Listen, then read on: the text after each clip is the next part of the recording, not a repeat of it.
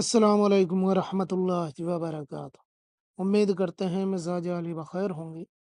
सिफली आलिम का बताया हुआ मोहब्बत का सिफली तावीज़।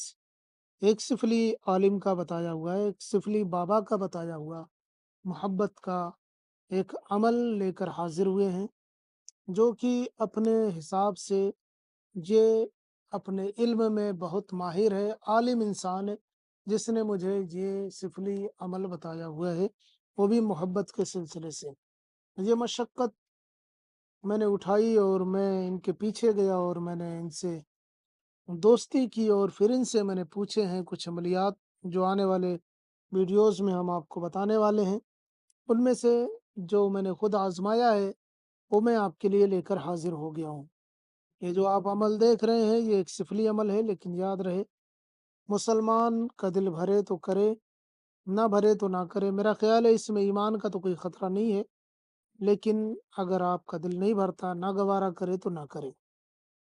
अहले हुनूद या कोई और मज़हब व मिल्लत का मानने वाला है तो कर सकता है, बाकी मुसलमान की अपनी मर्ज़ी है। बाद में मुझे ना कहें कि मैंने क्या बता दिया। मेरा काम है इल्म का पहुँचाना, सही गलत का फ़ैसला करना आप खुद करें कि आपके लिए क्या सही है, क्या नहीं सही है, ये आपके लिए क्या बेहतर है, क्या नहीं बेहतर है, ये आप जानें। जिनको ये करना है, जिनके लिए बेहतर है, वो कर सकते हैं। तो आइए जानते हैं कि ये इल्म क्या है, किस तरीके से इसको अंजाम देना है। याद रहे, आप जो ये तावीज़ देख रहे हैं, इस तावीज़ को 2 तरीकों से लिखा जा सकता है। एक पीपल के पत्ते पर, दूसरा भोजपत्र पर।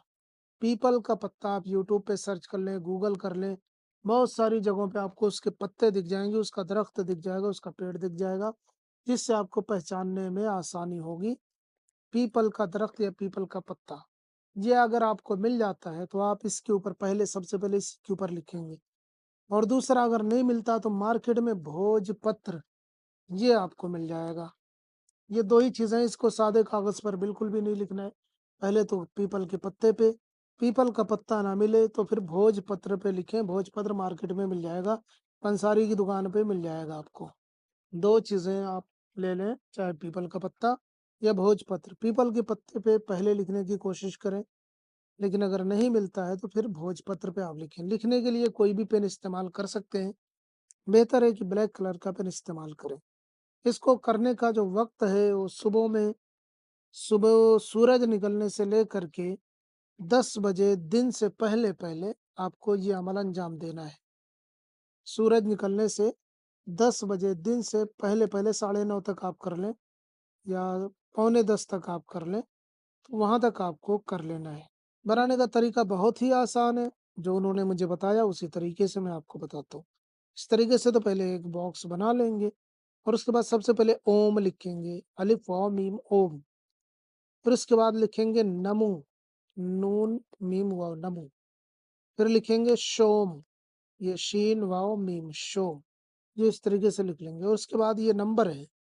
पहले लिखेंगे 2 4 6 8 2, फिर लिखेंगे 5 7 8 3, ऐसे लिख लेंगे। और उसके बाद में यहाँ पे उस बंदे का नाम लिखना है, जिसके लिए करना है, और उसी के नीचे आपको अपना नाम लिखना है। माँ के नाम की ज़रूरत नहीं है, सिर्फ़ उस बंदे का नाम और अपना नाम आपको लिख देना है। लेकिन जिसके लिए करना है, पहले उसका नाम लिखेंगे और उसके बाद उसके नीचे अपना नाम लिखेंगे। अब अगर कुछ लोगों के दिमाग में ये चल रहा है कि ये बताया तो किसी पंडित आलिम ने है, तो फिर ये उर्दू कैसे जानते हैं? तो मैं आपको बता दूँ, ये 300 साल, 250 साल पहले उर्दू ज़ुबान ही हुआ करती थी। फ़ारसी, उर्दू ये ऐतिहासिक ज़ुबान थी, जो आज सिर्फ़ मुसलमानों के दायरे में आके रह गई। वरना आप देखें मुंशी प्रेमचंद्र वग़ैरह को, जिन्होंने हिंदू होकर के भी उर्दू में ऐसी-ऐसी कहानियाँ लिखी हैं कि आप हैरान रह जाएँगे, ऐसी-ऐसी चीज़ें लिखी हुई हैं कि आप हैरान रह जाएँगे। बहुत सारे अहले हुनूद शायर भी गुज़रे हैं कि जिन्होंने शायरी ऐसी-ऐसी की है कि मुसलमान क्या करेगा। जो उनकी अरबी फ़ारसी थी, उर्दू थी, वो ऐसी थी कि आज के आलिम कामिल भी उनके मुकाबले में नहीं है। तो ये काफ़ी पुराना अमल है, तो इसमें आप ये ना सोचें कि ये किस तरीके की चीज़ हमने आपको बताई हुई है। बहरहाल, जिन्हें यकीन है वो कर सकते हैं, जिन्हें यकीन नहीं है उनकी अपनी मर्ज़ी है। आप इसे लिख लें, नाम वगैरह लिख लें और लिखने के बाद में इसको किसी कब्रिस्तान में दफ़न कर दें।